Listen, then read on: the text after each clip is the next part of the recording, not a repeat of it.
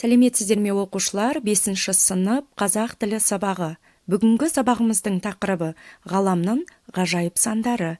Тілдік бағдарымыз сан есімнің мағыналық түрлері. Сабақтың мақсаты тыңдалым материалы бойынша жауап беру және бағалау, тыңдалған мәтін мазмұны негізінде сұрақтарға жауап беру, көтерілген мәселе бойынша өз ойын білдіру. Оқылым және тыңдалым материалдары негізінде жинақы мәтін жазу.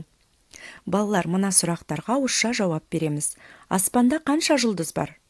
Жұлдыздардың қозғалыс жүйесін қалай түсіндіресің? Жұлдыз бен жеке адам өмірінің арасында байланыс бар ма? Аспан денелерінің қозғалыстарын бақылап көрдің бе? Екінші тапсырма оқулығымыздың 155-ші бетінде. Бұл тапсырманы жазбаша орындайсыздар. Өзің білетін жұлдыз атауларын жаз. Дерек көздерден қарап, олардың жерден қанша қашықтықта орналасқанын анықта. Сол жұлдыздар туралы қызықты мәліметтер кірістір. Сан есімдердің жазылуына мән бер. Келесі тапсырма, 3-ші тапсырма. Галактиканың сырына үңілген ғалымдар туралы мәтінді тыңдаймыз.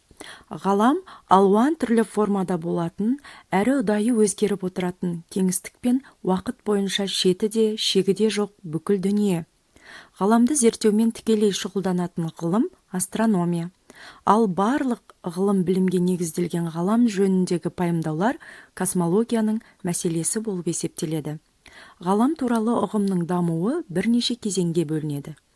Ғаламның шексіздігі туралы алғашқы пікір ежелгі дәуірдегі грек ғалымы Гераклиттің біздің заманымызға дейінгі 5-ші ғасырлардағы еңбектерінде кездеседі. Ол ғалам мәңгілік, аспан денелерін құрайтын материя жаңадан жасалмайды және жойылмайды деп тұжырымдаған. Одан кейінгі дәуірлерде жердің шар тәрізді екенін және аспан шырақтарының бір-бірінен алшақтығын анықтауға байланысты зерттеулер жүргізген. Жердің шар тәрізді екендігіне сүйеніп, грек философы Филолай және грек астрономы Аристарх Самоский жердің қозғалмайтыны жөнінде жорамал жасаған. Жерді аспан денелерінің бірі деп санаған Коперник болатын. Джордано Бруно одан әрі дамытып, жұлдыздар әлемі шексіз деген ұғымға келді. Тыңдалым мәтіні бойынша оқулығымыздың 156-шы бетіндегі 5-ші тапсырманы орындаңыздар. Қосымша дерек көздерден мәтінде аталған ғалымдар туралы мәлімет тауып, қысқаша конспект жазыңыздар. Олардың галактика сырын ашудағы еңбектері туралы ақпарат жинаңыздар. Біздің бүгінгі сабағымыздың тілдік бағдары сан есімнің мағыналық түрлері. Сан есімдер мағынасына қарай 6 түрге бөлінеді: есептік, реттік, болжалдық, жинақтық, топтау және бөлшектік сан есім. Есептік сан есім заттың нақтылы санын білдіріп, өзге сан есімдердің жасалуына негіз болады. Мысалы, 1, 2, 3.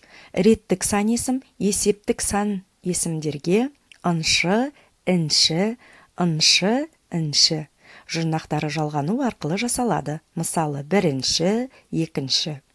Жинақтық сан есім 1-ден 7-ге дейінгі есептік сан есімдерге ау, еу жұрнақтары жалғану арқылы жасалады. Мысалы, 1, 6.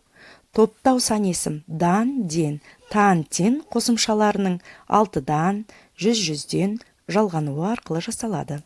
Болжалдық сан есім заттардың санын дәл көрсетпей, шамамен, мөлшермен атайды. Мысалы, 100 шақты.